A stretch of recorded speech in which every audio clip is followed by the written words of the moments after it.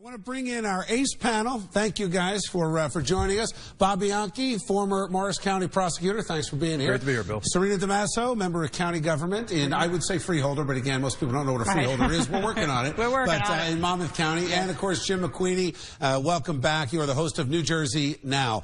Jim, I want to start with you. First of all, you live in Mahwah. I do. And you are the one that confirmed, in fact, that the Attorney General's office did, in fact, send a letter which indicates to you and to a lot of others that there might be an investigation underway. Well, it's more than a letter. It's a civil rights subpoena that went to the town. All the correspondence is needed. They're checking on this to see whether there's civil rights violations on this. This starts to move into some very serious stuff, whether it's civil crimes or whether it's penalties, or lawsuits out of this thing. It really is testimony, I think, a bit to how farcical this is really, but also a real legal liability as well. You know, before I came down here, I took a lot of photographs in the town, right? And this Eruv thing that we talked about, it's a plastic strip. I lived in Mahwah and lived right next to the Eruv, and it was up for 2 months, right? Before I even noticed it, someone pointed it out that was there, right? But now I went and took photographs all around town, and I looked at all these religious symbols, all kinds of symbols on township property, near it, near telephone poles, all this kind of stuff. There's Catholic churches. By the way, I shot one Catholic church. It's mine on there, right? My parish. It's Protestant churches, Lutheran churches. It's a Sikh temple. There's even a monastery sign on that property. Let me ask you, to be fair, the difference is you've got religious symbols that are really an extension of where Hasidic Jews can keep holy their Sabbath. The difference is these are directional signs. Bob, what do you think? Because, you know, a lot of people had said, you know, you're an attorney. What does a letter actually mean? I mean, Jim's talking about a subpoena. We've gotten to the next level. Yeah, the Division of Civil Rights in the Attorney General's office, appropriately, because this is affecting all communities, wants to find out what went on here to see whether this was pretextual and discriminatory. Bill, we have been dealing from the Italian-American community, the Irish community, the Germans that came before them, with the use of municipal ordinances as a way, as pretext, subterfuge to keep those communities from coming in. And that's what they're concerned about. The Supreme Court has already ruled on this.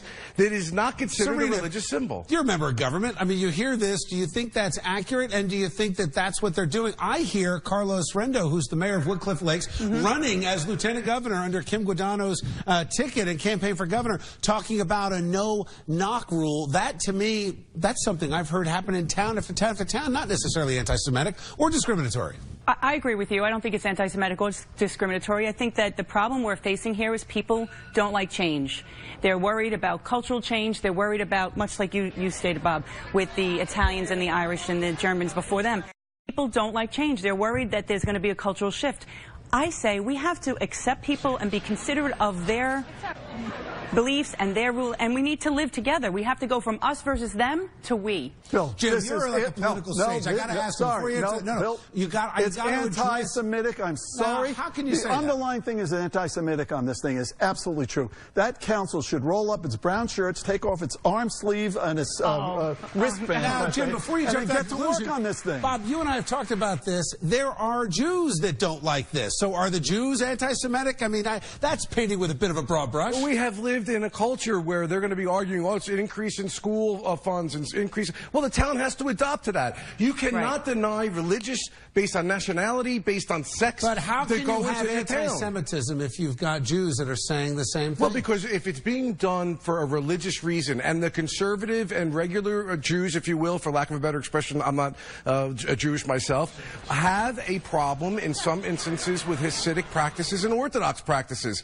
They see themselves as different. So they're still discriminating, if you will, based on the religion. Jim was harsh about that. What do you think? Do you agree with that? I don't think this is about anti-Semitism. Again, I think it's about change. I think it's about people not being willing to accept. We live in the United States of America. People are allowed to live where they want to live. And so it's not about anti-Semitism. It's about being afraid to have somebody different come into your community. At the cost of the Jews in Mahwah. Listen, you asked how different Jews can be anti-Semitic, or in your term of this thing. Listen, the Irish, my father's an Irish immigrant, right? The Irish, no Irish need apply. But by the way, other Irish often agreed with that. They were called the lace curtain Irish as well. So it's in there. You see that. Jim, and to all of you actually, no one is saying no jobs. No one is saying no religious practice. This seems to be an outcry in the town saying we just don't want this, what they consider a dramatic change.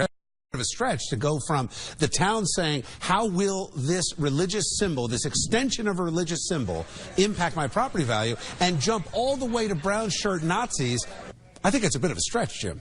Bob, but to Jim's point, though, these are unobtrusive things, and the courts have already ruled they are not symbols. They are not signs. These are private polls. They've been given permission. They're very unobtrusive, and it's what they call a religious accommodation. It's not supporting a particular religion.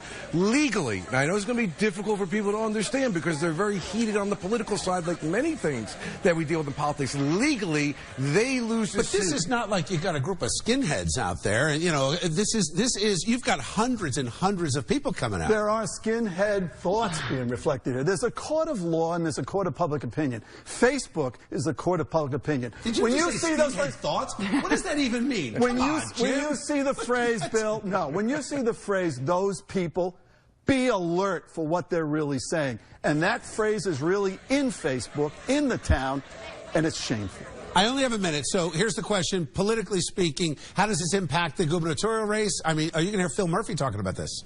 I doubt it. It's a local issue that's so provocative. Both sides are in an impossible situation right now because of the incompetence. I think you already heard Carlos Rendo already weigh in. He said he welcomes everybody. He welcomes everybody into his community. He's the mayor of Woodcliff Lakes. He welcomes everybody, no matter your religion, your race, your ethnicity. You're all welcome. Controversy erupts when an article in the Boston Globe attacks New Jersey relentlessly, talking about Snooki, spray tans, and The Sopranos. Why the attack? Well, this is where President Trump has decided to spend a 17-day break out of the White House. Some are calling it a vacation. I think that's a bit of fake news. He's tweeting, I want to let our panel weigh in. A fair attack on New Jersey or not? Serna DiMaso, thanks for being here, member of County government. Bob Bianchi, former Morris County prosecutor, and Jim McQueeny, host of New Jersey Now. Guys, thank you for being here. Serna, what do you think? A fair attack? Absolutely not. You know, I am the liaison to tourism in Monmouth County, and I have to tell you, there is no better place to be than in New Jersey and have a great vacation, the shore, the sun, the fun. It is no reason. How dare they? That's what I said. Really? You don't think any of this was true? I mean, Snooki, spray tan, Soprano, all this is true, Jim? Have you been to Boston and ever had any good pizza when you're up there? I mean, look, Boston has been at us since Mookie Wilson's hit went through Bill Buckner's legs, right? So this is the way they get back. Nice try. Bob? Now listen, Jersey, everything's better in Jersey. Let's be honest, we all know it. The hot dogs are better, people are happier, they're real, they're direct. Everybody loves the Jersey Shore. But, Bill, let me just give you a little piece of history here. Right. He's not the first president to ever vacation in Jersey. They may have kept it sotto voce or under the radar, but Eisenhower had a home right up in Sussex County with his bomb shelter there, his communications operations. Everyone knows, from all the way from Eisenhower to Trump, that Jersey is the place where presidents should be. In Monmouth County, there's a park called Seven Presidents Park. And why do you think that is, Bill? Because the presidents came there and vacationed there. So, and we recognize that in Monmouth County government, and we named a park after it. We bought it. It belongs to the county. So, yeah, Jersey's the place to be. Had this not been for the Boston Globe saying it, though, we could have had a different discussion here, because every one of you kind of agrees that nothing they mention makes Jersey look good. You're not going to defend Snooki, spray tans, in the Soprano state, right? Well, let's not even get into the fact. Listen, you're hitting my Italian piece here, okay, Bill? All right. Let's forget about the fact that they all came from a different place and they were transplanted into Jersey.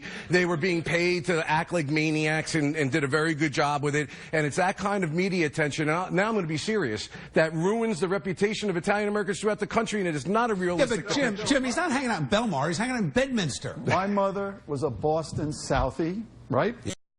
She moved to New Jersey.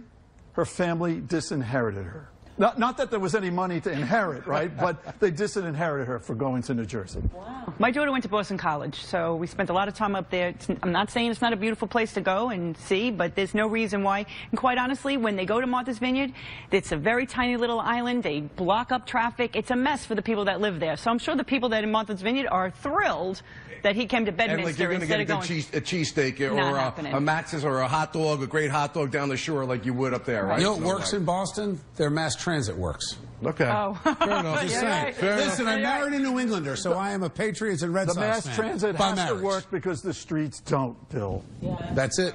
But the people do. Thank you, guys.